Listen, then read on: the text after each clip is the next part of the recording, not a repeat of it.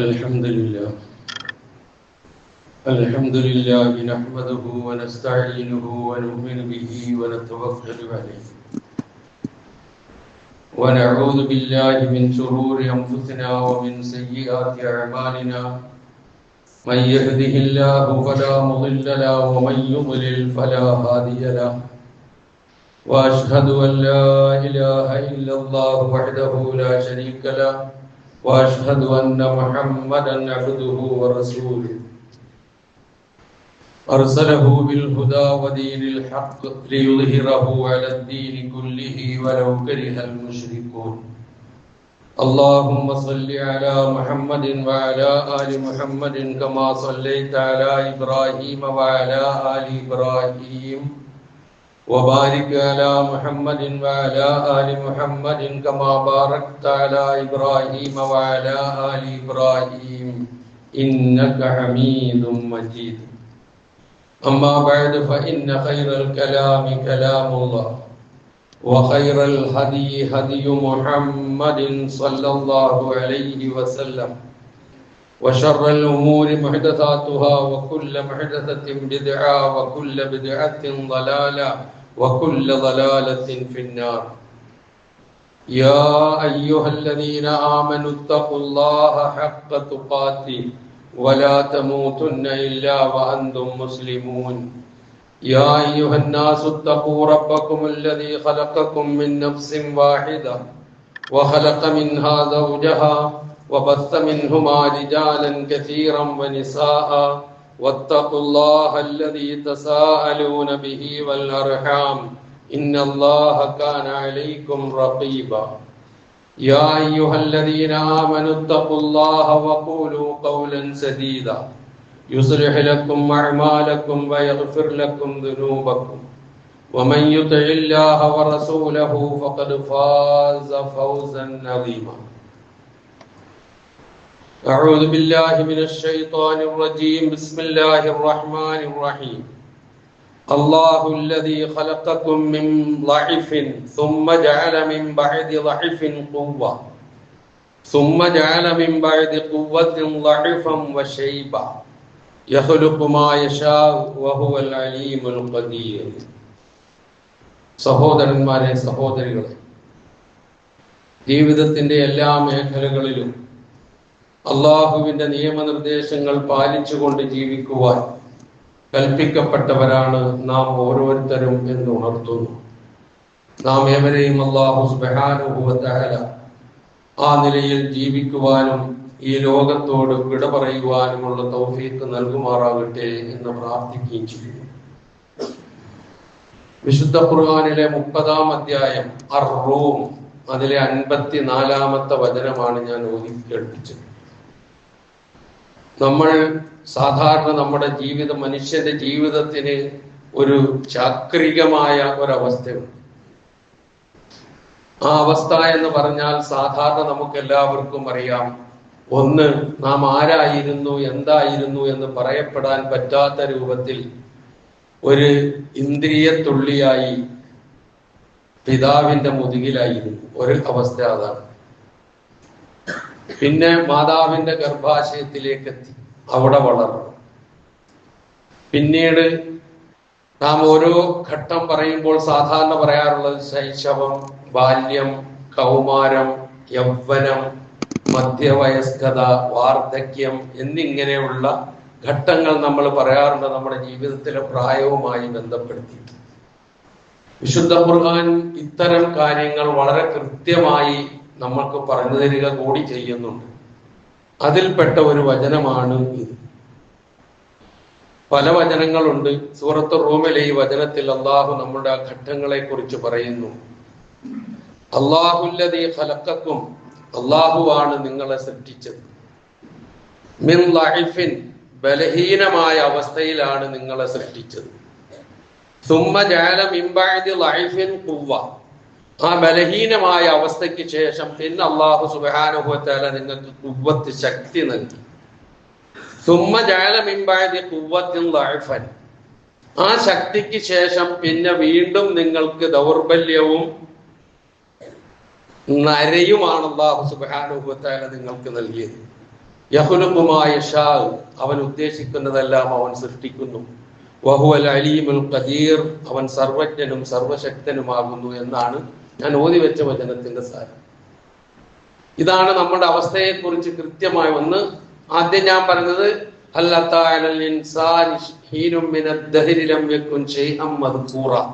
എന്ന് പറഞ്ഞാൽ ഷൈഉം മദ്കൂർ അല്ലാത്ത ഒരവസ്ഥ, ഒരു കാലം നിങ്ങളിൽ കഴിഞ്ഞു പോയിട്ടില്ലേ എന്ന് ഖുർആൻ ചോദിക്കുന്ന ചോദ്യം. പിന്നീട് മാതാവിന്റെ ഗർഭാശയത്തിലെത്തുകയാണ്. അവിടെയും വളർത്തുന്നതും സംരക്ഷിക്കുന്നതും വേണ്ട എല്ലാ സംവിധാനങ്ങളും നൽകുന്നത് അള്ളാഹു തന്നെയാണ്. അങ്ങനെ മാതാവ് പ്രസവിക്കുന്നു. ആ പ്രസവിക്കുന്ന സന്ദർഭത്തിൽ ഒരു ശിശുവായി നാം മാറുമ്പോഴുള്ള അവസ്ഥയാണ് ആദ്യത്തെ പ്രയോഗം മിൻ ലഇഫിൻ, ബലഹീനതയാണ്.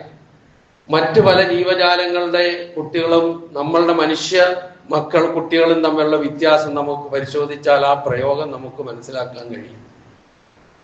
ഒരു പശുവിന്റെയോ ഒരു ആടിന്റെയോ പ്രസവാനന്തരം അതിന്റെ കുട്ടി ആരുടെയും സഹായമില്ലാതെ തനിയെ എഴുന്നേറ്റ് പോയി മാതാവിന്റെ അകടിലേക്ക് പാല് കുടിക്കാൻ വേണ്ടി അത് ഓടിയെത്തും. അതേസമയം നമ്മളൊക്കെ നമ്മളുടെ മാതാപിതാക്കൾ പ്രസവിച്ച് നമ്മൾ ചെറിയ കുഞ്ഞായി നാം ഇരിക്കുമ്പോൾ നമ്മളുടെ അവസ്ഥ എന്താ? എന്തിനും ഒരു സഹായം ആവശ്യം. പാല് കുടിക്കണമെങ്കിലും കിടക്കണമെങ്കിലും എന്തു വേണമെങ്കിലും നമുക്കാകെ അന്ന് കഴിയുന്ന ഒരു കഴിവുണ്ടായിരുന്നു, കരയുക എന്നത് മാത്രം. അതല്ലാത്ത ഒരവസ്ഥ നമുക്ക് ആർക്കും ഉണ്ടായിരുന്നില്ല. ആ അവസ്ഥയിൽ നിന്നാണ് പിന്നെ മെല്ലെ മെല്ലെ വളർന്ന് നമ്മൾ സാധാരണ പറയുന്ന ഒരു ശിശുവായി പിന്നെ ബാല്യത്തിലേക്ക് കാലെടുത്ത് വെക്കുന്നത്. ബാല്യം എന്ന് പറയുമ്പോൾ നടക്കുന്നു, ഓടുന്നു, ചാടുന്നു, കുറച്ചൊക്കെ കാര്യങ്ങൾ സ്വയം ചെയ്യാനുള്ള പ്രാപ്തി കൈവരിക്കുന്നു. എന്നാലും ഒരാളുടെ താങ്ങും തണലും അല്ലെങ്കിൽ രണ്ടാളുടെ താങ്ങും തണലും ആവശ്യമാണ്. ഭക്ഷണം കഴിക്കണമെങ്കിൽ, വസ്ത്രം ധരിക്കണമെങ്കിൽ, പഠിക്കണമെങ്കിൽ, അതുപോലെ എന്തൊക്കെ ചെയ്യണമോ അതൊക്കെ ചെയ്യണമെങ്കിൽ ആ കാലത്തും മാതാപിതാക്കളുടെ ഒരു താങ്ങ് കൂടിയേ തീരും. അല്ലെങ്കിൽ അവരില്ലെങ്കിൽ മറ്റാരുടെയെങ്കിലും. അത് കഴിഞ്ഞതിന് ശേഷം പിന്നെ കൗമാരത്തിലേക്ക് കാലെടുത്ത് വെക്കുകയാണ്. അപ്പൊ ഒന്നുകൂടി മെച്ചുവേർഡായി മാറുകയാണ്. അതിനുശേഷമാണ് മനുഷ്യ ജീവിതത്തിലെ ഏറ്റവും ശക്തി, ആരോഗ്യപരമായും അതുപോലെ തന്നെ വൈകാരികമായും ശാരീരികമായും ഒക്കെ വലിയ ശക്തി പ്രാപിക്കുന്ന ഒരു പ്രായം. അതിനാണ് ശാബ് അല്ലെങ്കിൽ യുവത്വം എന്ന്, യൗവനം എന്ന് നമ്മൾ സാധാരണ പറയാറുള്ളത്. അതൊരു ശക്തിയുടെ കാലമാണ്. ഓജസ്സും തേജസ്സും മുറ്റ, എന്തിനും ശേഷിയും ശേമുഷിയുമുള്ള, എന്തും കഴിഞ്ഞില്ലെങ്കിലും ഒന്ന് പറ്റുമോ എന്ന് നോക്കാൻ മാത്രം നമ്മളെ പ്രാപ്തമാക്കുന്ന ഒരു പ്രായം. അത് നമ്മൾ പിന്നിട്ട് കഴിഞ്ഞതിന് ശേഷം, അതാണ് ആ കുവ്വത്ത് എന്ന പ്രയോഗം. ആ കുവ്വത്ത് കഴിഞ്ഞതിന് ശേഷം വാർദ്ധക്യത്തിലേക്ക് എത്തിയോ? ഇല്ല. എന്നാൽ യൗവനത്തിൽ തന്നെയാണോ? അല്ല. അങ്ങനെ ഒരു കാലഘട്ടമുണ്ട്. അതിനാണ് സാധാരണ നമ്മൾ മധ്യവയസ്കത എന്ന് പറയുന്നത്. വിശുദ്ധ ഖുർആൻ ആ പ്രായം ഒരു പക്വതയുടെ പ്രായമായി അതിനെ എടുത്തു കാണിക്കുന്നത് 40 വയസ്സായിട്ടാണ് ഖുർആൻ എടുത്തു പറയുന്നത്. എന്നീ കാര്യങ്ങൾക്കൊക്കെ ഒരുപാട് മാറ്റങ്ങളുണ്ട്. ഇന്ന് 50 60 വയസ്സെന്ന് പറയുന്ന ഒന്നും ഒരു വാർദ്ധക്യമല്ല, അത് യൗവനമാണ് എന്ന് പറയുന്ന ഒരു ചിന്തയിലേക്കാണ് ലോകം മാറിക്കൊണ്ടിരിക്കുന്നത്. ആകട്ടെ, എന്തോ ആകട്ടെ. അപ്പൊ ഇങ്ങനെ ഒരു പ്രായം അത് കഴിഞ്ഞതിന് ശേഷം ഒന്നിനും പറ്റാത്ത ഒരവസ്ഥയിലേക്ക് നമ്മൾ മാറും. അതാണ് വിശുദ്ധ ഖുർആൻ പറഞ്ഞത്, സുമ്മ ജഅല മിൻ ബഅദി ഖുവ്വത്തിൻ ലഇഫൻ വശൈബ.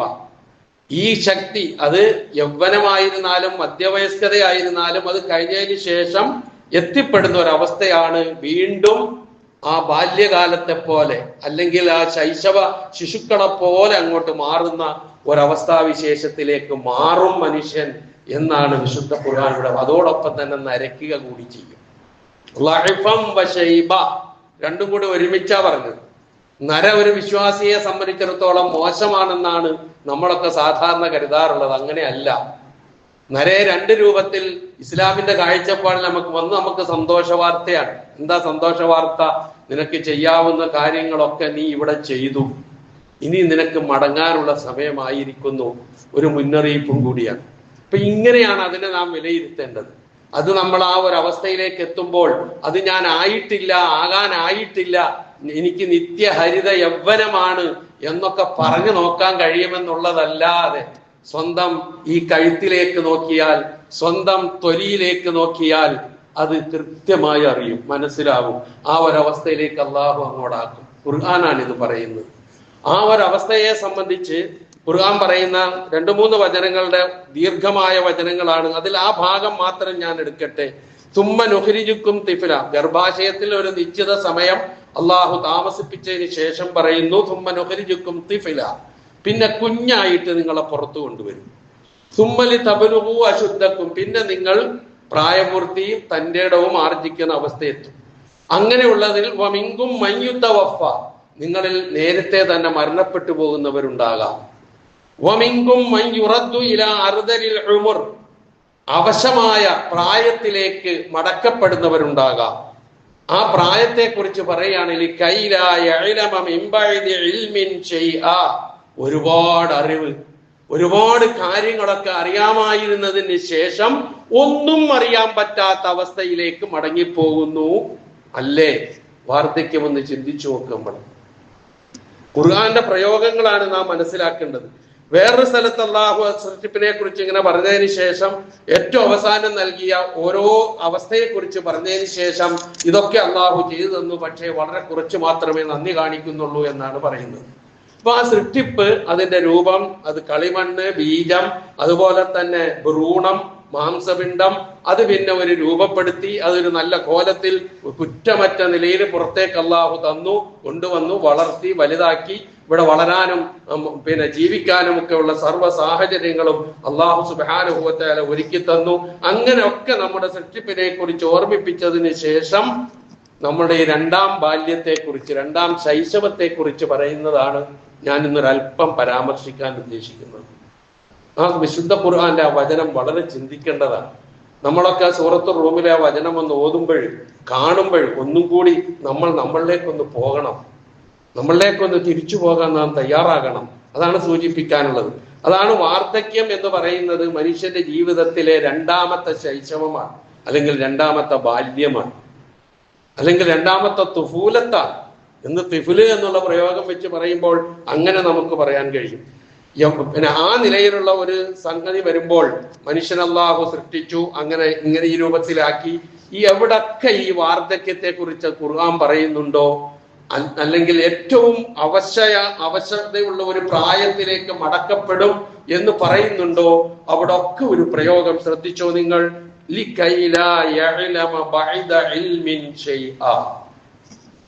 അറിഞ്ഞതിന് ശേഷം നമ്മൾ വളർന്നു, വിദ്യ നുകർന്നു, പല രൂപത്തിലുള്ള അറിവുകൾ നമ്മൾ നേടി, നമ്മുടെ കഴിവനുസരിച്ച് സമൂഹത്തിന്റെ സൃഷ്ടിപ്പിൽ നമ്മളുടെ പങ്ക് വിനിയോഗിച്ചു, രാഷ്ട്ര നിർമ്മാണത്തിൽ നമ്മളുടെ പങ്ക് വിനിയോഗിച്ചു. ഇതൊക്കെ ചെയ്യാവുന്നത് ചെയ്ത്, മുമ്പേ ജനിച്ചു, മുമ്പേ ജീവിച്ചു, മുമ്പേ ചെയ്യേണ്ടതെല്ലാം ചെയ്ത് പിന്നെ അതിലേക്ക് ഇങ്ങനെ അങ്ങോട്ട് മടങ്ങുകയാണ്.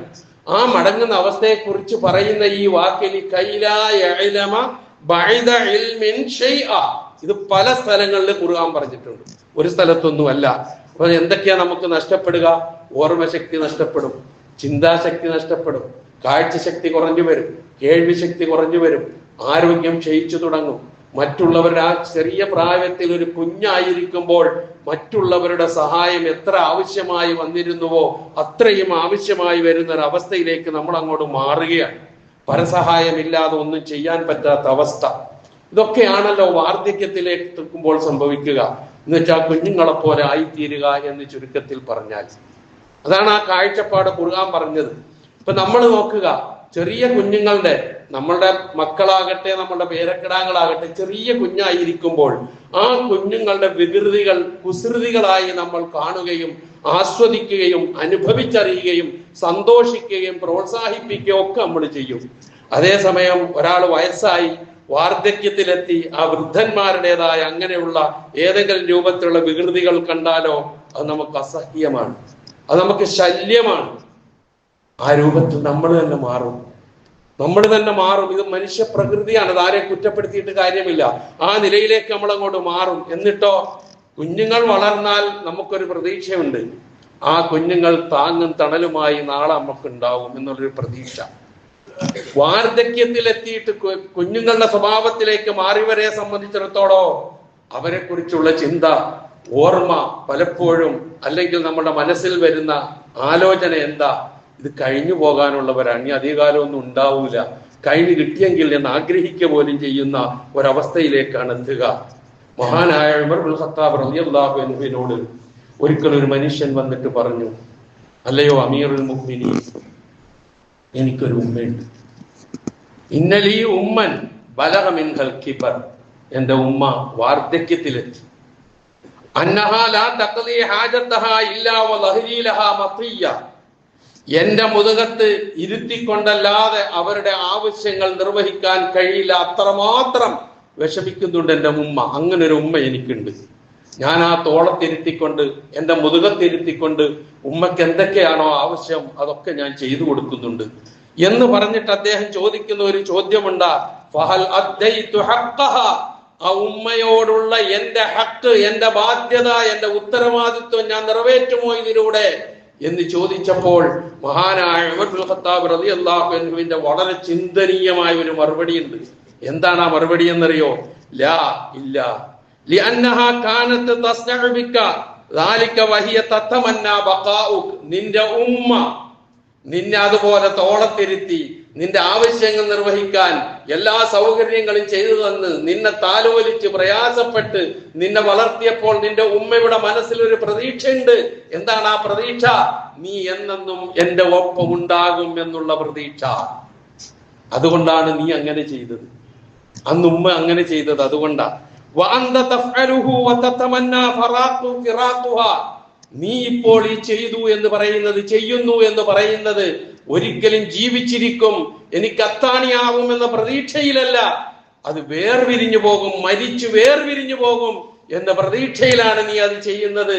അതുകൊണ്ട് നീ ബാധ്യത നിറവേറ്റിയെന്നൊന്നും അവകാശപ്പെടാൻ കഴിയില്ല എന്ന് ആ മകനോട്, ഉമ്മയെ അത്രമാത്രം സ്നേഹിച്ച, ഉമ്മയ്ക്ക് വേണ്ടി എല്ലാം ചെയ്തു കൊടുത്ത ആ മകനോട് മഹാനായ ഉമർ ഇബ്നുൽ ഖത്താബ് റളിയല്ലാഹു അൻഹു പറഞ്ഞിട്ടുണ്ട് എങ്കിൽ ഒന്ന് ആലോചിച്ച് നോക്കുക. അത്രമാത്രം സ്നേഹിച്ച് കൂട്ടിച്ചേർത്ത് പിടിച്ചിട്ട് പോലും പറഞ്ഞ മറുപടി നമ്മളൊക്കെയോ എന്നേ ഞാൻ ചോദിക്കുന്നുള്ളൂ, വിശദീകരിക്കുന്നില്ല. അപ്പൊ അത്രമാത്രം കടമകളുണ്ട്, കടപ്പാടുണ്ട് എന്ന് നാം തിരിച്ചറിയുക. അതുപോലെ തന്നെ ഒരിക്കൽ നബി സല്ലല്ലാഹു അലൈഹി വസല്ലം അടുക്കൽ ഒരാൾ വന്നിട്ട് ചോദിച്ചു, പറഞ്ഞു, അല്ലാഹുവിന്റെ റസൂലേ, ഞാൻ മൈലുകളോളം എന്റെ ഉമ്മയെ ഞാൻ തോളത്ത് വെച്ച് നടന്നു. എങ്ങനെ? നല്ല സുന്ദരമായ റോഡിലൂടെ അല്ല, മറിച്ചെന്താണ്, വിജനമായ മരുഭൂമിയിലൂടെ, ചുട്ടുപൊള്ളുന്ന മരുഭൂമിയിലൂടെ.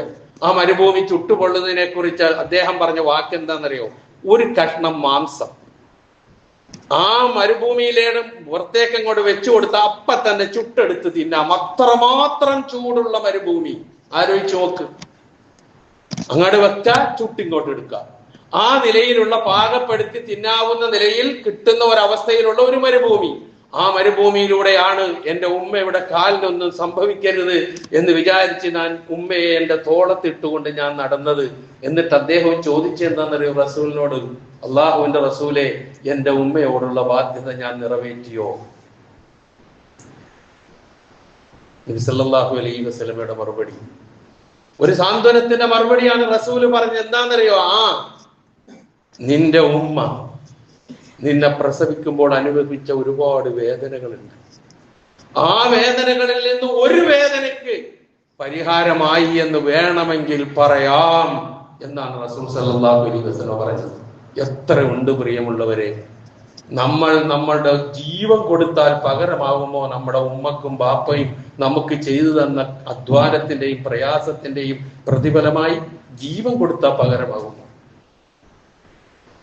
ആ ഒരു അവസ്ഥയിൽ പറയുമ്പോൾ അപ്പൊ മാതാപിതാക്കളെ വാർദ്ധക്യത്തിലെത്തുമ്പോൾ സംരക്ഷിക്കാതിരിക്കുകയും നടതള്ളുകയും പുറത്താക്കുകയും വല്ല വൃദ്ധസദനം തേടിപ്പോവുകയൊക്കെ ചെയ്യുന്നവരുടെ അവസ്ഥ എന്തായിരിക്കും എന്നുള്ളത് മാത്രം ചിന്തിച്ചാൽ മതി.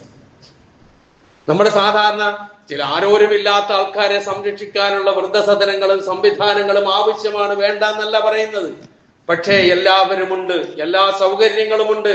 തന്റെ സുഖ സൗകര്യത്തിന് ഹാനികരമാകുന്നു എന്റെ ഉമ്മയും ബാപ്പയും എന്റെ അച്ഛനും അമ്മയും എന്ന് തോന്നുമ്പോൾ കൊണ്ടുപോയി ഇട്ട് കൊടുത്തിട്ട് എത്ര ലക്ഷങ്ങൾ കൊടുത്താലും മതിയാകുമോ പ്രിയമുള്ളവരെ? അതാവൂല. ആകാതിരിക്കണമെങ്കിൽ, ആ ബോധം വേണമെങ്കിൽ ഇത്തരം ചിന്ത, എന്റെ ഉമ്മയും ഉപ്പയും അവര് വാർദ്ധക്യത്തിലെത്തിയാൽ അവരോട് എനിക്ക് ബാധ്യതയുണ്ട്, എന്റെ ചെറുപ്പത്തിൽ എന്നെ വളർത്തിയതിന് തുല്യമായ ഒരു ആദരവും അംഗീകാരവും ഞാൻ തിരിച്ചു നൽകണം എന്ന ബോധമുണ്ടാകുന്ന മനസ്സ് വേണം.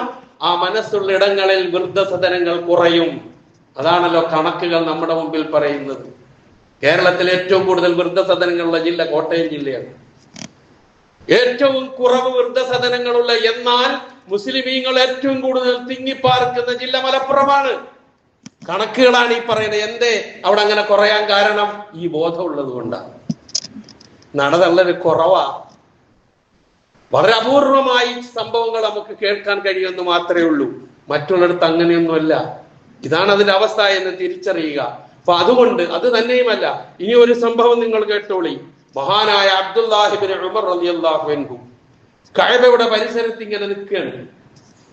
അപ്പൊ കാണാം ഒരു മനുഷ്യൻ തന്റെ വാർദ്ധക്യത്തിലെത്തിയ മാതാവിനെ തോളത്ത് വെച്ചുകൊണ്ട് കഅബ തവാഫ് ചെയ്യുന്നത്. ആരാ കാണുന്നത്? അബ്ദുല്ലാഹിബിൻ ഉമർ റളിയല്ലാഹു അൻഹു. പണ്ടൊക്കെ അങ്ങനെയാണ്, നടക്കാൻ വയ്യാത്തവരെ തോളത്ത് വെച്ചുകൊണ്ട് തവാഫ് ചെയ്യല. പിന്നത് മാറിയിട്ട് ഒരു കട്ടില് പോലത്തെ സാധനം വന്നു, തലയിൽ വെച്ച് ചുമന്ന് തവാഫ് ചെയ്യുന്ന രൂപം വന്നു. പിന്നെ അതിനുശേഷം മുന്തിക്കൊണ്ട് നടക്കുന്ന വീൽ ചെയർ വന്നു. അതിനുശേഷം ഇപ്പൊ വെറുതെ ഇങ്ങനെ ഒന്ന് സ്വിച്ച് അമർത്തിയാൽ എവിടെയാ പോകേണ്ടതെന്ന് വെച്ചാൽ ആ രൂപത്തിലുള്ള സംവിധാനം ഇന്നുണ്ട്. അന്ന് അങ്ങനെ ഇല്ല. അപ്പൊ ഉമ്മയെ തോളത്തേറ്റിക്കൊണ്ട് കഅബ തവാഫ് ചെയ്യുന്നത് ഇബ്നു ഉമർ റളിയല്ലാഹു അൻഹു കാണുന്നത് ഈ മനുഷ്യൻ കാണുകയാണ്. അങ്ങനെ തവാഫൊക്കെ കഴിഞ്ഞ് ഉമ്മയെ നിലത്തൊക്കെ നിർത്തി ഒരു സ്വസ്ഥമായ ഒരു സ്ഥലത്ത് വെച്ചതിന് ശേഷം, ഇരുത്തിയതിന് ശേഷം മഹാനായ ഇബ്നു ഉമർ റളിയല്ലാഹുവിന്റെ അടുക്കൽ ചെന്ന് ചോദിച്ചു, അല്ല ഇബ്നു ഉമറെ, അങ്ങ് കണ്ടില്ലേ ഞാൻ ചെയ്തത്? ചോദ്യം അതാ, അങ്ങ് കണ്ടില്ലേ ഞാൻ ചെയ്തത്? ആ ചെയ്തത് എന്റെ മാതാവിനോട് ഞാൻ വീട്ടെന്റെ കടമയ്ക്ക് പകരമാകുമോ ആ ചെയ്തത് എന്ന് ചോദിക്കുകയാണ്. ആ സന്ദർഭത്തിൽ ഇബ്നു ഉമർ റളിയല്ലാഹു അൻഹുവിന്റെ മറുപടി ഉണ്ട്, ഇല്ല, വലൗ ബിസഫറത്തിൻ വാഹിദ, നിന്റെ ഉമ്മ നിനക്ക് വേണ്ടി വിട്ടിട്ടുള്ള എത്രയോ ശ്വാസോച്ഛ്വാസമുണ്ട്, എത്രയോ നെടുവീർപ്പുകളുണ്ട്. നിന്റെ ഉമ്മ നിനക്ക് വേണ്ടി വിട്ടുകളഞ്ഞിട്ടുള്ള എത്രയോ നെടുവീർപ്പുകൾ ഉമ്മ ഇട്ടിട്ടുണ്ടാകും. ആ ഒരു നെടുവീർപ്പിന് പോലും പകരമായില്ല പൊന്നാര മനുഷ്യ എന്ന് ഇബ്നു ഉമർ റളിയല്ലാഹു അൻഹു അദ്ദേഹത്തോട് പറയുന്നു. എന്ന് പറഞ്ഞാൽ അത്രമാത്രം നെടുവീർപ്പുകൾ നമ്മളുടെ ഉമ്മ നമുക്ക് വേണ്ടി ഇട്ടിട്ടുണ്ട്. സംശയമുണ്ടോ നിങ്ങൾക്ക് ആർക്കെങ്കിലും? ആ ഓരോ നെടുവീർപ്പിലും പ്രാർത്ഥനകൾ ഉണ്ടായിരുന്നു ഉമ്മയുടെ മനസ്സിൽ നിന്ന്. തട്ടിക്കളയാൻ വയ്യാത്ത പ്രാർത്ഥന. പ്രിയമുള്ളവരെ, ആ ഉമ്മയുടെ നിശ്വാസത്തോടെ നെടുവീർപ്പിനോട് കൂടിയുള്ള പ്രാർത്ഥനയുടെ പരിണിത ഫലമായിരിക്കും ഞാനും നിങ്ങളും ഒക്കെ ഇപ്പൊ എത്തി നിൽക്കുന്ന ഉന്നതമായ പദവികൾ. മറന്നു പോകരുത് ഒരിക്കലും നമ്മളത്. അങ്ങനൊക്കെ ഒന്ന് ചിന്തിക്കുക. അപ്പൊ നമ്മൾ അറിയാതെ നമ്മളുടെ വാർദ്ധക്യത്തിലെത്തിയ മാതാപിതാക്കളെ നമ്മൾ ചേർത്ത് പിടിക്കും. നമ്മുടെ മാതാപിതാക്കൾ വാർദ്ധക്യത്തിലെത്തിയാൽ എന്ത് ചെയ്യണം എന്നുള്ളത് കൃത്യമായി പഠിച്ചവരാണ് നമ്മളൊക്കെ. വിശുദ്ധ ഖുർആൻ പറയുന്ന വചനം നമുക്കറിയാം. ഇമ്മാ യബ്ലുഗന്ന ഇൻദകൽ കിബറ അഹദുഹുമാ ഔ കിലാഹുമാ ഫലാ തഖുൽ ലഹുമാ ഉഫിൻ വലാ തൻഹർഹുമാ വഖുൽ ലഹുമാ ഖൗലൻ കരീമാ വഖ്ഫിദ് ലഹുമാ ജനാഹൽ ദുല്ലി മിനർ റഹ്മ വഖുർ റബ്ബിർഹംഹുമാ കമാ റബ്ബയാനി സഗീറാ. ഇതല്ലേ ഖുർആൻ പറഞ്ഞത്? എപ്പോഴാ പറഞ്ഞത്? വാർദ്ധക്യത്തിലെത്തുമ്പോൾ ഒന്നിനും പറ്റാത്ത, മറ്റുള്ളവരുടെ ഒരു തലോടലിന് വേണ്ടി കാത്തിരിക്കുന്ന, ആരെങ്കിലും വന്ന് എന്റെ കൈ ഒന്ന് പിടിച്ചിരുന്നെങ്കിൽ എന്ന് ആഗ്രഹിക്കുന്ന, ആരെങ്കിലും എന്റെ അടുക്കൽ വന്നൊരിറ്റ് വെള്ളം എന്റെ വായിലേക്ക് ഒഴിച്ചു തന്നിരുന്നെങ്കിൽ എന്ന് ആഗ്രഹിക്കുന്ന, ഒരാളിന്റെ സാന്നിധ്യം കാത്തു കിടക്കുന്ന, കയ്യനക്കാൻ വയ്യ, കാലനക്കാൻ വയ്യ, എഴുന്നേൽക്കാൻ വയ്യ, ആ ഒരു സന്ദർഭത്തിൽ മറ്റുള്ളവരുടെ സഹായത്തിന് വേണ്ടി കാത്തു നിൽക്കുന്ന അവസ്ഥയ്ക്കാണ് ഈ അർദലുൽ ഉമർ എന്ന് പറയുന്നത്.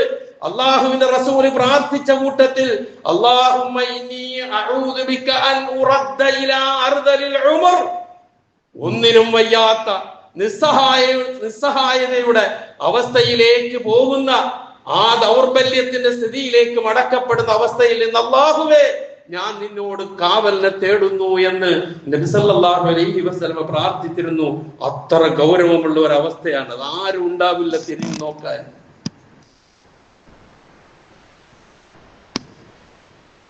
അങ്ങനെ ആയി പോകുന്നു പലതും.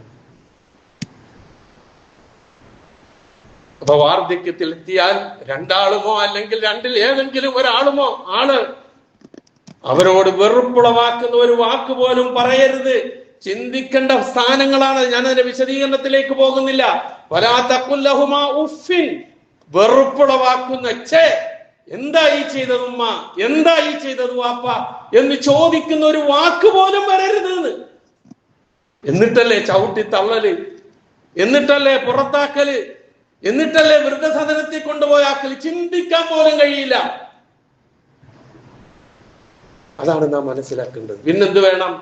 വഖ്ഫിദ് ലഹുമാ ജനാഹൽ ദുല്ലി മിനർ റഹ്മ, അങ്ങോട്ട് താഴ്ത്തി കൊടുക്കണം വിനയത്തിന്റെ ചിറകുകൾ. എത്ര വിനയാന്വിതരായിട്ട് പെരുമാറാമോ അത്രയും. ആ വാർദ്ധക്യത്തിൽ പോലും എൻ്റെ ഉമ്മയാണ്, എൻ്റെ ഉപ്പയാണ്, എനിക്ക് ജന്മം നൽകിയ ആളാണ്, ചോര നീരാക്കിയ ആളാണ്, എനിക്ക് വേണ്ടി ഒരുപാട് അധ്വാനിച്ചിട്ടുണ്ട്. എൻ്റെ ഉമ്മ എനിക്ക് വേണ്ടി ഒരുപാട് പട്ടിണി കിടന്നിട്ടുണ്ട്, കരഞ്ഞിട്ടുണ്ട്, ഉറക്കമൊഴിച്ചിട്ടുണ്ട്. ഞാൻ ഉറങ്ങാൻ വേണ്ടി എൻ്റെ ഉമ്മ ഉറക്കമൊഴിച്ചിട്ടുണ്ട്. എന്റെ രോഗം മാറാൻ വേണ്ടി എൻ്റെ ഉമ്മ കാത്തിരുന്നിട്ടുണ്ട്. എന്റെ വയറ് നിറയ്ക്കാൻ വേണ്ടി എൻ്റെ ഉമ്മ പട്ടിണി കിടന്നിട്ടുണ്ട്.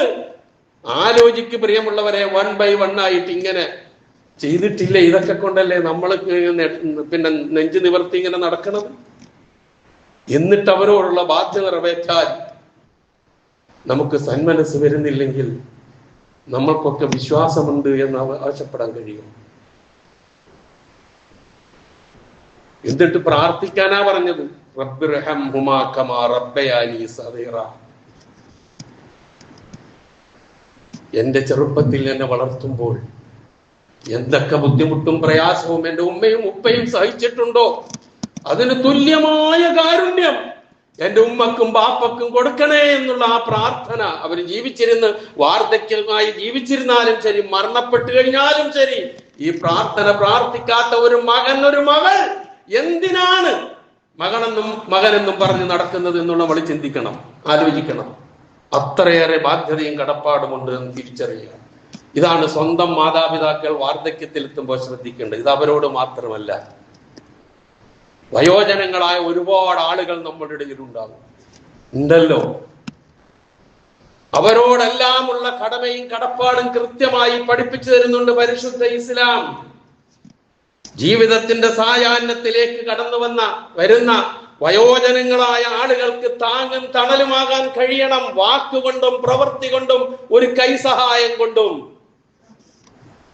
ഇപ്പൊ കഴിഞ്ഞ ഒക്ടോബർ 1-ാം തീയതി വയോജന ദിനം കഴിഞ്ഞു. എന്തിനാണ് ഒരു വയോജന ദിനം അന്താരാഷ്ട്ര ലെവലിൽ നടത്തുന്നത്? ഓർമ്മിപ്പിക്കാൻ. വൃദ്ധന്മാരുണ്ട്, ഒരുപാടുണ്ട്, ലക്ഷക്കണക്കിനുണ്ട്. കണക്കുകളിലേക്കൊന്നും ഞാൻ കടക്കുന്നില്ല. അപ്പൊ അങ്ങനെ ഒരു അവസ്ഥയുണ്ട്. അവരോട് നമ്മൾ നല്ല നിലയിൽ പെരുമാറണം, അവരെ നോക്കണം, അവർക്ക് താങ്ങും തണലുമായി നിൽക്കണം എന്ന് ഉണർത്താൻ വേണ്ടിയിട്ടാ. പക്ഷേ ഒരു മുസ്ലിമിനെ സംബന്ധിച്ചിടത്തോളം ഒക്ടോബർ 1 കാത്തിരിക്കേണ്ടവനല്ല. അവൻ എല്ലാ ദിവസവും ഒക്ടോബർ 1 വയോജനങ്ങളെ സംബന്ധിച്ചിടത്തോളം, വൃദ്ധന്മാരെ സംബന്ധിച്ചിടത്തോളം എന്ന് നാം തിരിച്ചറിയുക. നബി സല്ലല്ലാഹു അലൈഹി വസല്ലം പറയുന്നു, ഇന്ന മിൻ ഇജ്ലാലില്ലാഹി ഇക്റാമു ദിശൈബത്തിൽ മുസ്ലിം. അല്ലാഹുവിനോടുള്ള അല്ലാഹുവിന്റെ ഔന്നത്യത്തെ അംഗീകരിക്കുന്നതിൽ പെട്ടതാണ് എന്ത്? ഇക്റാമു ദിശൈബത്തിൽ മുസ്ലിം. നരബാധിച്ച വാർദ്ധക്യത്തിലെത്തിയ ഒരു മുസ്ലിമിനെ ആദരിക്കുക, റെസ്പെക്ട് ചെയ്യുക എന്നുള്ളത് അള്ളാഹുവിനോടുള്ള അവന്റെ ഔന്നത്യത്തെ അംഗീകരിക്കേണ്ട സ്വഭാവത്തിൽ പെട്ടതാണ് എന്നാണ് നബി സല്ലല്ലാഹു അലൈഹി വസല്ലം പറയുന്നത്. ഒരിക്കൽ നബി സല്ലല്ലാഹു അലൈഹി വസല്ലമയെ കാണാൻ വേണ്ടി ഒരു വയസ്സനായ മനുഷ്യൻ സദസ്സിലേക്ക് കടന്നു. സഹാബത്തൊക്കെ കൂടി ഇങ്ങനെ ഇരിക്കുന്ന സദസ്സ. ആ സദസ്സിലേക്ക് ഇങ്ങനെ കടന്നു വരുമ്പോൾ അവിടെ ഇരുന്ന ആളുകൾ ആ വയസ്സായ മനുഷ്യന് വേണ്ടി സ്ഥലം സൗകര്യം ചെയ്തു കൊടുത്തില്ല. ആ സദസ്സൊന്ന് വിശാലമാക്കി. പോലെ ഇങ്ങനെ ഒരുപാട് കസേരകൾ ഇട്ടിരിക്കുന്ന സദസ്സല്ലല്ലോ റസൂലിന്റെ സദസ്സ്. ഇങ്ങനെ നിലത്തിരിക്കുന്നതാണ്, റൗണ്ടായിട്ടായിരിക്കും അധികം ഇരിക്കുക. അപ്പൊ അങ്ങനെ ഒരു വയസ്സൻ കടന്നു വന്നപ്പോൾ മറ്റുള്ളവർ അത് ശ്രദ്ധിക്കാതെ അദ്ദേഹത്തോട് കാണിച്ച സ്വഭാവം കണ്ടപ്പോൾ റസൂൽ സല്ലല്ലാഹു അലൈഹി വസല്ലം അവർ ഒട്ടും ഒന്ന് വൈകിപ്പോയി വേണ്ട സ്ഥലം ഒരുക്കി കൊടുക്കാൻ, അല്ലാതെ ഒരു ധിക്കാരത്തോടു കൂടി അദ്ദേഹത്തെ അവഗണിച്ചതല്ല നമ്മളൊക്കെ ചെയ്യുന്ന മാതിരി. ഹദീസിന്റെ ശൈലി എന്ന അദ്ദേഹത്തിന് വേണ്ട സൗകര്യം ഒരുക്കി കൊടുക്കാൻ വേണ്ടി ഒന്ന് വൈകിപ്പോയി എന്നാ പറഞ്ഞത്. അപ്പോഴാണ് നബി സല്ലല്ലാഹു അലൈഹി വസല്ലം പറഞ്ഞത് ലൈസ മിന്നാ മൻ ലം യർഹം സഗീറനാ വലം യുവഖിർ കബീറനാ. ചെറിയവരോട് കരുണ കാണിക്കാത്തവനും വലിയവനെ ആദരിക്കാത്തവനും റെസ്പെക്ട് ചെയ്യാത്തവനും നമ്മിൽപ്പെട്ടവനല്ല എന്ന് നബി സല്ലല്ലാഹു അലൈഹി വസല്ലം പറഞ്ഞ രംഗം അത്. ഇത് സാധാരണ നമ്മൾ കേൾക്കാറുള്ള ഒരു ഹദീസാണ്. ഇതിന്റെ ആശയം ഇസ്ലാം അങ്ങനെ പഠിപ്പിക്കുന്ന രംഗം ഇതാണ്. അതാണ് രംഗം. റസൂലും സഹാബത്തും ഇരിക്കുന്ന സദസ്സിലേക്ക് ഒരു വയസ്സൻ കടന്നു വന്നപ്പോൾ ഒന്ന് സൗകര്യം ചെയ്തു കൊടുക്കാൻ ഒരു അല്പം വൈകിപ്പോയി എന്നുള്ളതാ. നമ്മളൊക്കെ ഇരിക്കുന്ന സദസ്സിലേക്ക് പ്രിയമുള്ളവരെ, നമ്മൾ തീർച്ചയായും നമ്മളെക്കാൾ പ്രായമുള്ള ഒരാൾ കടന്നു വരുമ്പോൾ ഇരിക്കുന്ന സീറ്റ് ഒഴിഞ്ഞു കൊടുക്കുക എന്നുള്ളതാണ് ഏറ്റവും വലിയ മര്യാദ. എത്ര പേര് ചെയ്യാറുണ്ട്? നമ്മുടെ വാഹനങ്ങളിലൊക്കെ എഴുതി വെച്ചിട്ടുണ്ടാവും ബോർഡ്, പ്രായം വാർദ്ധക്യത്തിലെത്തിയ ആൾക്കാർക്ക്, അതുപോലെ തന്നെ അംഗവൈകല്യം സംഭവിച്ച ആൾക്കാർക്ക്, സ്ത്രീകൾക്ക്, ഗർഭിണികൾക്ക് എന്നൊക്കെ പറഞ്ഞ് എത്രയോ കുട്ടികളുമായി വരുന്ന ഇതൊക്കെ എഴുതി വെക്കാറുണ്ട്. അവിടെ കയറിയിരിക്കുന്ന ആരാ? പ്രായം കൂടുതലുള്ള ആളുകളുടെ സീറ്റിൽ ഇരിക്കുന്ന ഏറ്റവും നല്ല ചെറുപ്പക്കാരനും ചെറുപ്പക്കാരിയായിരിക്കും കയറിയിരിക്കുക. വന്നാൽ മൈൻഡ് പോലും ചെയ്യൂല. ഇതൊക്കെ ഉള്ള സമൂഹത്തിൽ കാണുന്ന കാര്യങ്ങളാണ് ഞാൻ ഈ പറയുന്നത്. എവിടെയായിരുന്നാലും ശരി, അവിടൊക്കെ നമ്മളൊരു മുസ്ലിമാണ്, ഞാനൊരു വിശ്വാസിയാണ്. എനിക്കിങ്ങനെ എനിക്ക് നിസ്കാരവും നോമ്പും മാത്രമൊന്നും അല്ല മതം. മതം എന്ന് പറഞ്ഞാൽ വിശാലമായ കാഴ്ചപ്പാടുള്ളതാ. അവിടൊക്കെ എൻ്റെ ഉത്തരവാദിത്വം ഞാൻ വീട്ടേണ്ടതുണ്ട് എന്നുള്ള ഒരു അവസ്ഥ ഉണ്ടാകണം എന്നാണ് ഈ പറഞ്ഞതിന്റെ സാരം. അപ്പം നമ്മളുടെ ജീവിത പ്രയാണം ഇങ്ങനെ നടക്കുകയാണ്. അതിൻ്റെ ഇടയിൽ ഇങ്ങനെയുള്ള ഘട്ടങ്ങളൊക്കെ നമ്മൾ തരണം ചെയ്യേണ്ടി വരും. അപ്പോഴൊക്കെ ഒന്നിനും വയ്യാത്ത ഒരവസ്ഥയിലേക്ക് നാം തിരിച്ചെത്തുമ്പോൾ വയോജനങ്ങളായ, അത് മാതാപിതാക്കളായിരുന്നാലും ശരി അല്ലാത്തവരായിരുന്നാലും ശരി, അവരോടൊക്കെ പാലിക്കേണ്ട മര്യാദകൾ വളരെ ഗൗരവമുള്ളതാണ് എന്ന് വിശുദ്ധ ഖുർആനിലെ വചനങ്ങളിലൂടെ നമുക്ക് മനസ്സിലാക്കാൻ കഴിയുന്നു. ഈ ഹദീസും ഈ സംഭവങ്ങളും ഒക്കെ പഠിപ്പിച്ചു തരുന്നതാണ്. അത്തരം കാര്യങ്ങൾ പോലും ശ്രദ്ധാപൂർവം കൈകാര്യം ചെയ്ത് ജാഗ്രത പാലിക്കുന്ന വിശ്വാസികളും വിശ്വാസിനികളുമായി തീരാൻ, അതിലൂടെ നേടാവുന്ന പ്രതിഫലങ്ങൾ നേടിയെടുക്കാൻ ഞാനും നിങ്ങളെ ശ്രമിക്കുക. അല്ലാഹു സുബ്ഹാനഹു വ തആല അതിനെ എന്നെയും നിങ്ങളെയും അനുഗ്രഹിക്കുമാറാകട്ടെ.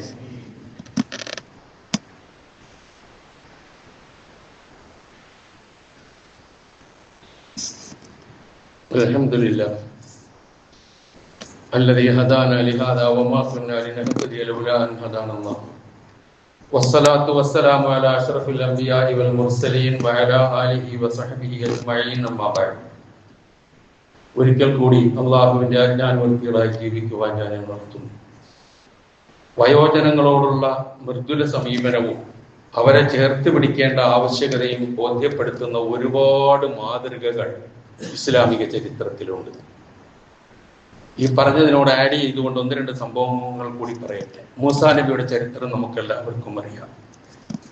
മൂസാ നബി അലൈഹി സ്വലാത്തു വസ്സലാം മദീനയിൽ എത്തിപ്പെട്ടപ്പോൾ ഒരു തിരക്കും കുറെ ആടുകളും മനുഷ്യരും രണ്ട് പെൺകുട്ടികൾ മാറി നിൽക്കുന്നതുമായിരുന്നു ചരിത്രം നമുക്കെല്ലാവർക്കും അറിയാം. ഞാൻ അതിലേക്ക് പോയല്ല.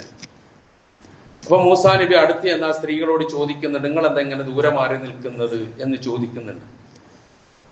അപ്പൊ അവരുടെ മറുപടി ഖുർആൻ പറഞ്ഞ മറുപടി തന്നെയാണ്. അവിടെ ആ തിരക്കൊഴിഞ്ഞിട്ട് ഞങ്ങൾക്ക് ആടുകളെക്ക് വെള്ളം കൊടുത്തിട്ടേ പോകാൻ പറ്റുള്ളൂ, ഞങ്ങൾക്ക് വേറെ ആരുമില്ല. ഒരു വാക്ക് ആ സ്ത്രീകൾ പറഞ്ഞു, അബൂന ശൈഖുൻ കബീർ, ഞങ്ങളുടെ വീട്ടിൽ ഞങ്ങളുടെ വാപ്പയുണ്ട്, പക്ഷെ ആ വാപ്പ വയോവൃദ്ധനാണ്. ആ വാക്കാണ് മൂസാ നബി അലൈഹി സ്വലാത്തു വസ്സലാമയെ ആ ആടുകൾക്ക് വെള്ളം കൊടുപ്പിക്കാനും നേരത്തെ ആ കുട്ടികളെ പറഞ്ഞയക്കാനും പ്രേരിപ്പിച്ചത് എന്ന് മനസ്സിലാക്കാൻ നമുക്ക് കഴിയണം. അല്ലാതെ വേറൊന്നുമല്ല. പക്ഷേ ആ സംഭവം വലിയൊരു വഴിത്തിരിവായി മാറി എന്നുള്ള തുടർന്നുള്ള ചരിത്രം നമുക്കറിയാം. മക്കാ വിജയ ദിവസം, ഇത് സൂറത്തുൽ ഖസസിലെ 22, 23, 24 വചനങ്ങൾ നോക്കി ഈ ചരിത്രം നമുക്കറിയാം. മൂസാ നബിയുടെ ചരിത്രം.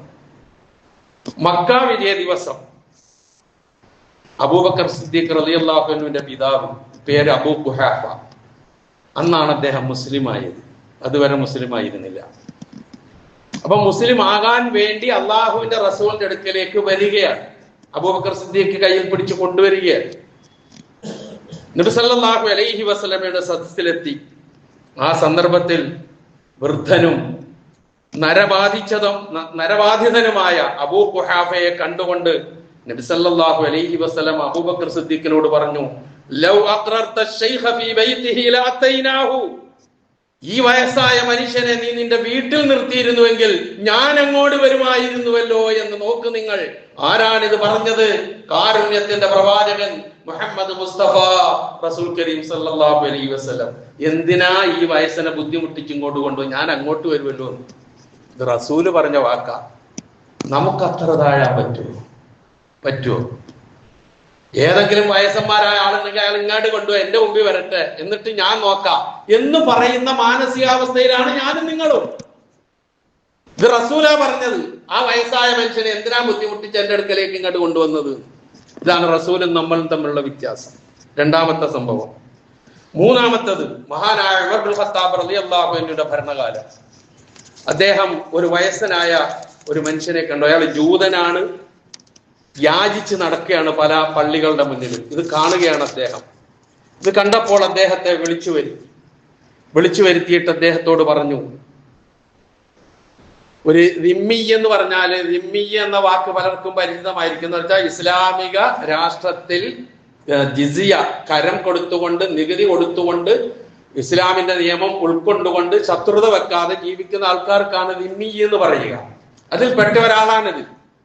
അപ്പൊ അദ്ദേഹത്തോട് ഉമർ റളിയല്ലാഹു അൻഹു വിളിച്ചു പറയാണ്, നിന്റെ യൗവന കാലത്ത് നിന്നിൽ നിന്ന് ഞങ്ങൾ നികുതി ഈടാക്കി. സുമ്മ വയ്യനാക്ക ഫീ കിബരിക, നിന്റെ വാർദ്ധക്യ കാലത്ത് നിന്നെ വഴിയാധാരമാക്കി. ധാരാ പറയുന്നത് ഉമർ ഇബ്നുൽ ഖത്താബ് റളിയല്ലാഹു അൻഹു, നിന്നോട് നീതി കാണിക്കാൻ സാധിച്ചിട്ടില്ല എന്ന് പറഞ്ഞിട്ട് ബൈത്തുൽ മാലിൽ നിന്ന് എന്താണോ അദ്ദേഹത്തിന് ആവശ്യമുള്ളത് അത് കൊടുക്കാനുള്ള ഉത്തരവിടുകയാണ് ഉമർ ഇബ്നുൽ ഖത്താബ് റളിയല്ലാഹു അൻഹു. അതാണ് ചേർത്ത് പിടിക്കൽ എന്ന് പറയുന്നത്. വൃദ്ധന്മാരെ, ജാതിയില്ല, മതമില്ല, ജൂതനാണ് തിരിച്ചറിയണം നമ്മള്. നീ നോക്ക, ഒരു സംഭവം കൂടി പറഞ്ഞ് ഞാൻ നിർത്തുകയാണ്. അബൂബക്കർ സിദ്ദീഖ് റളിയല്ലാഹു അൻഹുവിന്റെ ഭരണകാലം. ഖാലിദുൽ വലീദ് റളിയല്ലാഹു അൻഹു, ഇറാഖിലെ ഹീറ എന്ന് പറയുന്ന നിവാസികൾ, അവിടെയും ദിമ്മിയായ ക്രിസ്ത്യാനികളാണ് ഉള്ളത്. നേരത്തെ പറഞ്ഞ ദിമ്മിയായ ക്രിസ്ത്യാനികൾ, അവരുമായി ഒരു ഉടമ്പടി ഉണ്ടാക്കി. ആ ഉടമ്പടിയിൽ അദ്ദേഹം പറയുന്നത്, അറബി ഒന്നും വായിക്കാൻ നേരമില്ല, പറഞ്ഞതെന്നറിയോ? അവശത അനുഭവിക്കുന്ന വൃദ്ധന്മാർ, അപകടങ്ങളിൽപ്പെട്ടവർ, സമ്പത്ത് നന്നായി ഉണ്ടായിട്ട് അത് നഷ്ടപ്പെട്ട് ദരിദ്രരായവർ തുടങ്ങിയ അശരണരായ ആളുകൾക്ക് സാന്ത്വനം നൽകുന്നവരുടെ നികുതി ഒഴിവാക്കാനുള്ള ഉത്തരവാണ്. നോക്കുങ്ങൾ, ചാരിറ്റിക്ക് നികുതിയില്ല. ഇത് ഇന്നോ ഇന്നലെയോ തുടങ്ങിയ സംഭവമൊന്നുമല്ല. ഇസ്ലാം എത്രയോ മുമ്പ് ഇത് പറഞ്ഞു വെച്ചു. ഇന്ന് ചാരിറ്റി ചെയ്യുന്നവർക്ക് പോലും എങ്ങനെ GST നികുതിയും വെച്ച് ഇങ്ങനെ പിടിക്കാമെന്നുള്ള നോട്ടത്തിന്റെ കാലത്താണ് നമ്മൾ ജീവിക്കുന്നത്. ചാരിറ്റിയാണ് ഈ പറഞ്ഞത്. സാന്ത്വനത്തിന്റെ തീർന്നില്ല, ഒരു വാചകവും കൂടിയുണ്ട്. എന്താണെന്നറിയോ? സാന്ത്വന പ്രവർത്തനങ്ങൾക്കും കുടുംബത്തിനും ആവശ്യമായ ചെലവുകൾ പൊതു ഖജനാവിൽ നിന്ന് നേടിയെടുക്കുകയും കൂടി ചെയ്യാം. ഉത്തരവാദി. ഇതാണ് ഇസ്ലാം. ഇതാണ് മതം പഠിപ്പിക്കുന്നത്. ഇതിനെയാണ് ചേർത്ത് പിടിക്കേണ്ടത് നമ്മൾ. ഇതായിരിക്കണം ചേർത്ത് പിടിക്കേണ്ടത്, മറ്റൊന്നുമല്ല എന്ന് നാം തിരിച്ചറിയുക. അപ്പൊ വയോജനങ്ങളെ ചേർത്ത് പിടിക്കലും അവരോടുള്ള ഉത്തരവാദിത്വം നിറവേറ്റലും പുണ്യകർമ്മമാണ്, പ്രതിഫലാർഹമായ കാര്യമാണ്. അവർക്ക് ചെയ്യുന്ന സേവനങ്ങൾക്ക് നികുതി പോലും ഒഴിവാക്കി കൊടുക്കുന്ന, ബൈത്തുൽ മാലിൽ നിന്ന് പോലും കൊടുക്കുന്ന സഹായങ്ങളെ സംബന്ധിച്ചാണ് ഈ അവസാനം നമ്മൾ കേട്ടത്. ഇതൊക്കെയാണ് ഇസ്ലാം. ആ ഇസ്ലാമിൽ ജീവിക്കാൻ, അതിന്റെ തണലിൽ ഒന്ന് കഴിയാൻ കിട്ടിയ ഭാഗ്യം ചെറുതൊന്നുമല്ല, വലിയ ഭാഗ്യമാണ്. അത് നമ്മളെങ്കിലും ഉൾക്കൊള്ളണം, എന്നിട്ടത് കൈമാറണം. അതാണ് ഉണ്ടാകേണ്ടത്. മലിക്കുൽ ജബ്ബാറായ അള്ളാഹു ഇതിന്റെയൊക്കെ അന്തസ്സത്തെ ഉൾക്കൊണ്ടുകൊണ്ട് ജീവിക്കാൻ എന്നെയും നിങ്ങളെയും അനുഗ്രഹിക്കുമാറാകട്ടെ. ദീനിന്റെ എല്ലാ വശങ്ങളും കൃത്യമായി മനസ്സിലാക്കി ജീവിതത്തിൽ പകർത്താൻ അള്ളാഹു തൗഫീഖ് ചെയ്യുമാറാകട്ടെ. അറിഞ്ഞോ അറിയാതെയോ നമ്മിൽ നിന്ന് വന്നുപോയ എല്ലാ തെറ്റുകുറ്റങ്ങളും അള്ളാഹു നമുക്ക് പുറത്തു മാപ്പാക്കി തരുമാറാകട്ടെ. നമ്മിൽ നിന്ന് മരണപ്പെട്ടുപോയവരുടെ പാപങ്ങൾ അള്ളാഹു പുറത്തു കൊടുക്കുമാറാകട്ടെ. അവരെയും നമ്മളെയും അള്ളാഹു ജന്നാത്തുൽ ഫിർദൗസിൽ ഒരുമിച്ച് കൂട്ടുമാറാകട്ടെ. രോഗങ്ങൾ കൊണ്ട് വിഷമിക്കുന്നവരുടെ രോഗങ്ങളെ അള്ളാഹു ശിഫയാക്കി കൊടുക്കുമാറാകട്ടെ.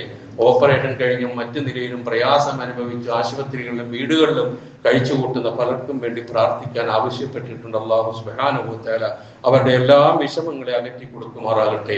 പൂർണ്ണമായ സിഹത്തും ആഫിയത്തും നൽകി അനുഗ്രഹിക്കുമാറാകട്ടെ. തീക്ഷ്ണമായ പരീക്ഷണങ്ങളിൽ നിന്ന് നാം എവരെയും അള്ളാഹു കാത്തുരക്ഷിക്കുമാറാകട്ടെ. സർവോപരി ഇസ്ലാമിനും മുസ്ലിം ഉമ്മത്തിനും അള്ളാഹു ഇസ്സത്തിനെ പ്രദാനം ചെയ്യുമാറാകട്ടെ. അല്ലാഹുമ്മ ഗ്ഫിർ ലിൽ മുഅ്മിനീന വൽ മുഅ്മിനാത്ത് വൽ മുസ്ലിമീന വൽ മുസ്ലിമാത്ത് അൽ അഹ്യാഇ മിൻഹും വൽ അംവാത്ത് ഇന്നക മുജീബുദ് ദഅവാതി വയാ ഖാദിയൽ ഹാജാത്ത്. اللهم اعز الاسلام والمسلمين واذل الشرك والمشركين. اللهم اجرنا من النار. اللهم اجرنا من النار. اللهم اجرنا من النار. ربنا اغفر لنا ولاخواننا الذين سبقونا بالايمان ولا تجعل في قلوبنا غلا للذين امنوا ربنا انك رؤوف رحيم. ربنا آتنا في الدنيا حسنه وفي الاخره حسنه وقنا عذاب النار.